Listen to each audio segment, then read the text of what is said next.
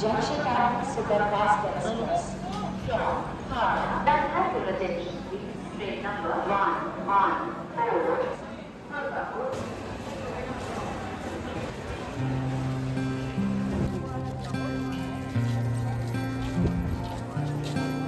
क्या देर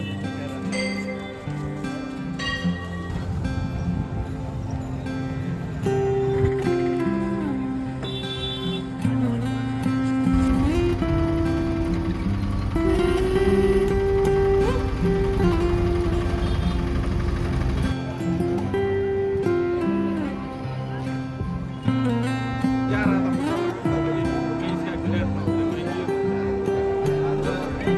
शिव सेवा भक्त मंडल ट्रस्ट जनपद मऊ, ये वही ग्रुप है जिस ग्रुप के साथ मैंने पिछले महीने अमरनाथ, वैष्णो देवी और शिव खोड़ी की यात्रा की थी। यह ग्रुप बाबा बैद्यनाथ के तीर्थ क्षेत्र में पिछले कई सालों से कांवड़ यात्रियों की, शिव भक्तों की निःशुल्क सेवा करते आ रहे हैं। शिव सेवा भक्त मंडल ट्रस्ट के इस पूरी टीम में आपको हर अलग अलग जिले से लोग मिलेंगे। आप चाहे गाजीपुर जाएं, वहाँ के लोग भी इसमें शामिल हैं। आप चाहे मऊ जाएं, चाहे सोनभद्र जाएं, चाहे जौनपुर या बनारस, हर जिले से इनके दोस्त, इनके परिजन, इनके रिश्तेदार, ये पूरा परिवार एक साथ एकजुट होके हर साल सावन मास में भगवान शिव की आराधना व भक्तों की निःशुल्क सेवा करते हैं, जो कि यह बिल्कुल निःशुल्क होता है भक्तों के लिए, जहाँ पे ठहरने की उत्तम व्यवस्था प्लस उसके साथ साथ स्वादिष्ट भोजन का भी व्यवस्था किया जाता है भक्तों के लिए। जो भक्त कांवड़ लेकर बाबा बैद्यनाथ जल चढ़ाने के लिए, जल अर्पित करने के लिए जाते हैं, उनके आराम के लिए, उनके सेवा के लिए यह शिविर, यह पूरी टीम हमेशा तैयार रहती है।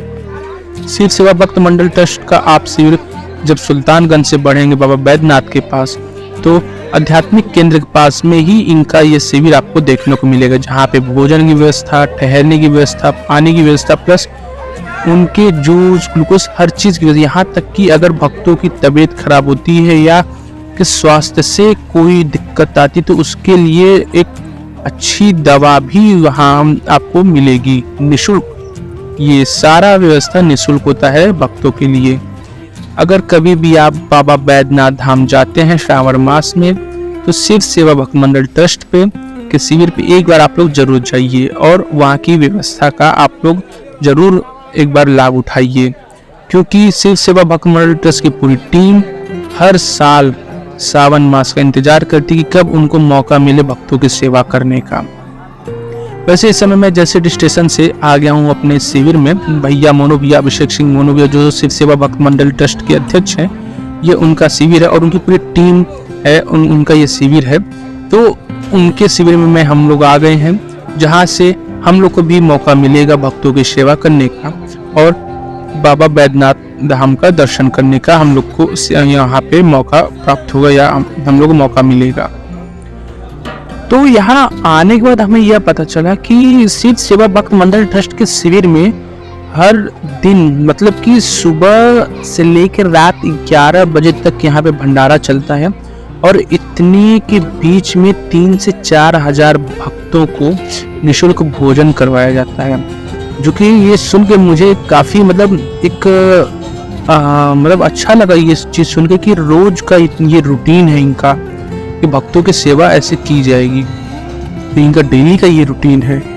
और ये भी जान के थोड़ा सा बहुत मतलब मैं शौक हुआ कि यहाँ पे एक नियम है मंदिर ट्रस्ट का, बाबा बैद्यनाथ मंदिर ट्रस्ट का एक नियम है कि 1 मिनट में कम से कम 10 भक्तों को दर्शन करा के निकाला जाए, क्योंकि डेली मतलब रोज मंदिर में कम से कम 2 से 3 लाख भक्त आते हैं, 2 से 3 लाख यात्री आते हैं दर्शन करने के लिए।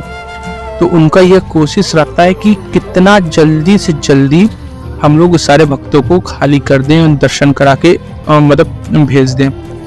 और सबसे ज़्यादा जो भीड़ लगता है बाबा बैद्यनाथ में, वह लगता है शनिवार, रविवार और सोमवार को, क्योंकि लोगों को सावन में सोमवार का जल चढ़ाने का बहुत बड़ा मान्यता है। इसलिए लोग शनिवार रात से व रविवार सुबह से ही बैद्यनाथ धाम आना शुरू कर देते हैं।